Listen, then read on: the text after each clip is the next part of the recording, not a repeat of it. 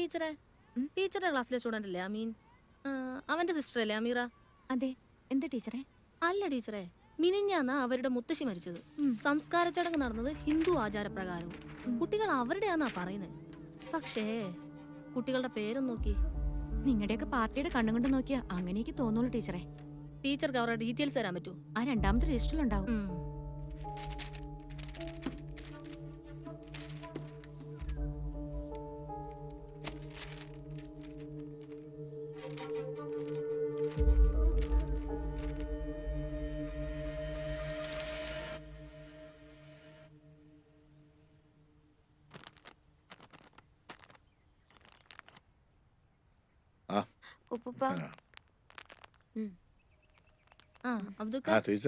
എനിക്കൊരു പേന വേണം.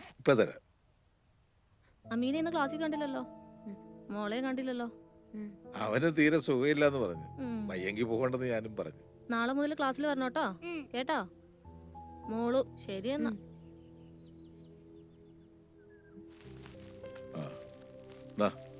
കൊടുക്കണേ. പോണേ.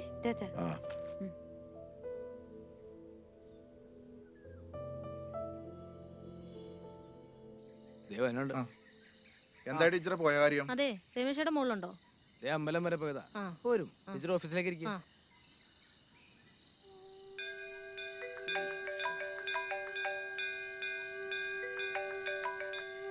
ഉമേഷേ പറ. രമേശേട്ടാ, ടീച്ചർ വന്നിട്ടുണ്ടേ. ഞാനിപ്പോ അങ്ങോട്ട് എത്തിയേക്കാം. ശരി, ആയിക്കോട്ടെ. ശരി. പുള്ളി എന്താ പറഞ്ഞേ? ഇപ്പൊ വരാന്ന് പറഞ്ഞു. പറഞ്ഞ കാര്യം എന്തായി? സംശയത്തിന് വകയുണ്ട്. ആ കുട്ടികളുടെ അഡ്മിഷൻ ഒഫീഷ്യൽ ഒന്നും അല്ല, ഡീറ്റെയിൽസും കൊടുത്തിട്ടില്ല. ഹെഡ് മാസ്റ്ററുടെ സഹായത്തോടെ അബ്ദുക്കെ ലോക്കൽ ഗാർഡിയൻ ആക്കിയാണ് അഡ്മിഷൻ എടുത്തിരിക്കുന്നത്. ആ പിള്ളേരുടെ ഡീറ്റെയിൽസ് ഒന്നും ഇല്ലാത്ത സ്ഥിതിക്ക് സംഗതി കൺഫേമാണ്.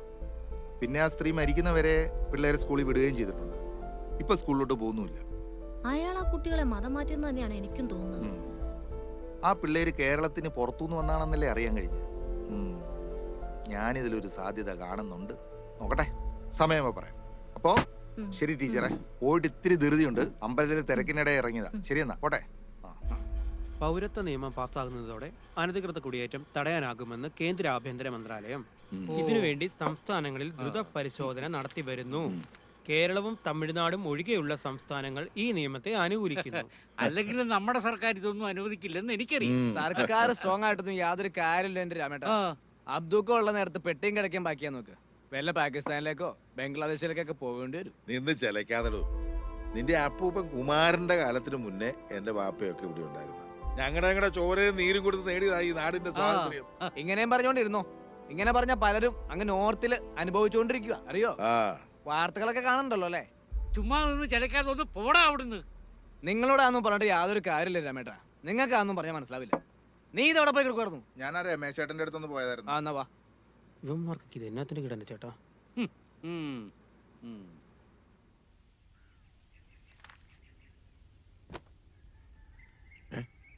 അല്ലോ മക്കളായിരുത്.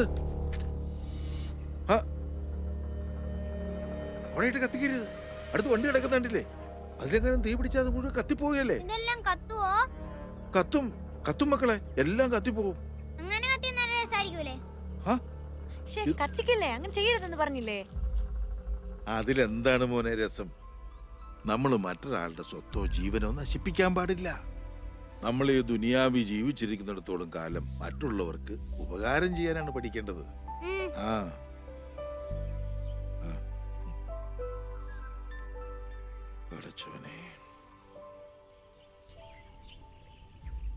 നമ്മളിന്ന് എത്തിയിരിക്കുന്നത് കുന്നൂന്നി എന്ന് പറഞ്ഞ അതിമനോഹരമായ ഗ്രാമത്തിലാണ്. ഇവിടെ വളരെ മനോഹരമായിട്ടുള്ള ലൊക്കേഷനാണ്.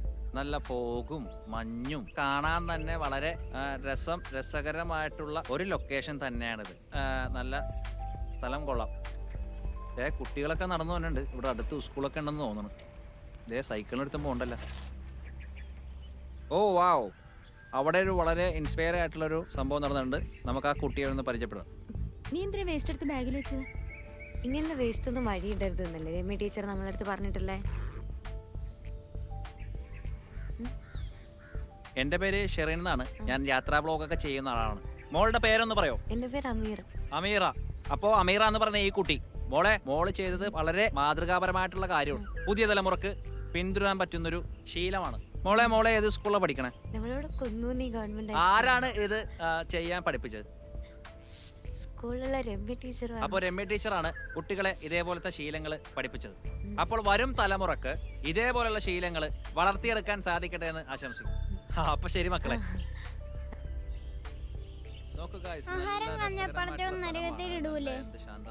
ആരെ പടച്ചോൻ? അറിയില്ല, പടച്ചോൻ തന്നെ. അപ്പൊ ഗൈസ് നമ്മൾ പറഞ്ഞു വന്നതാണ്, ഇവിടുത്തെ സ്ഥലം പോലെ തന്നെ ഇവിടുത്തെ ആൾക്കാരുടെ മനസ്സും സുന്ദരമാണ്.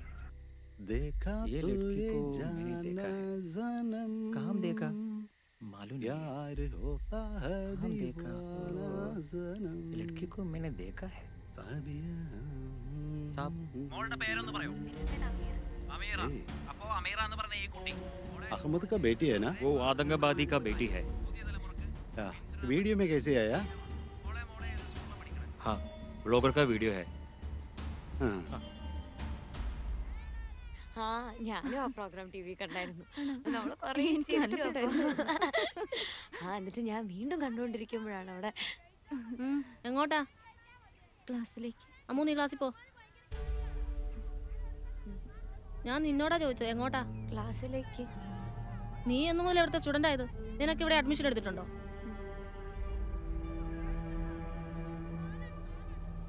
ടീച്ചറെ നമുക്ക് സംസാരിക്കാനുണ്ട്. മാഷ് ഒന്നും പറയണ്ട. മാഷാണ് ഇതിനെല്ലാം ഇവർക്ക് കൂട്ടു നിൽക്കുന്നത്. ടീച്ചറിന്റെ ഉദ്ദേശം എന്താണെന്ന് എനിക്കറിയാം, പക്ഷെ അതിവിടെ നടക്കില്ല. എന്റെ പ്രശ്നം എന്തോ ആയിക്കോട്ടെ, പക്ഷെ ഇത് ഇവിടെ നടക്കില്ല. ഇവർക്ക് ഇവിടെ ലീഗലായിട്ട് അഡ്മിഷൻ കിട്ടില്ല. ഞാനത് റിപ്പോർട്ട് ചെയ്യും. ടീച്ചർ എങ്ങനെയാ ഈ സ്കൂളിൽ ജോലിക്ക് കയറിയെന്ന് എനിക്കറിയാം. വെറുതെ ആ നല്ല മനുഷ്യന്റെ പേര് കളയാനായിട്ട്. മോളെ ഒന്നേ, മോള് പോയാ ഒന്ന് സീല അമീൻ എന്നെ വിളിച്ചോണ്ടേ. കൂടെ ആ ചേച്ചിയുടെ ബാഗ് കൂടെ എടുത്തോണ്ട് വരാൻ പറയണം കേട്ടോ. പോയിട്ട് വാ.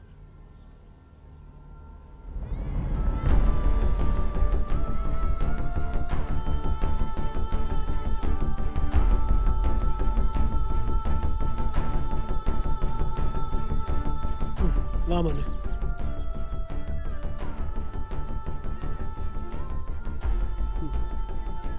വാ മക്കള് വിഷമിക്കണ്ട കേട്ടോ.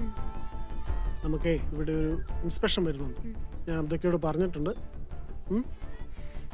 ഇനി മാഷ് വിളിക്കുമ്പോൾ നിങ്ങൾ സ്കൂളിലോട്ട് വന്നാൽ മതി കേട്ടോ. ഓക്കെ.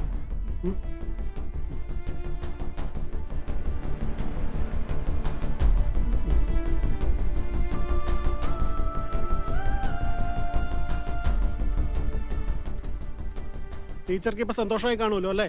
ആ ആയി.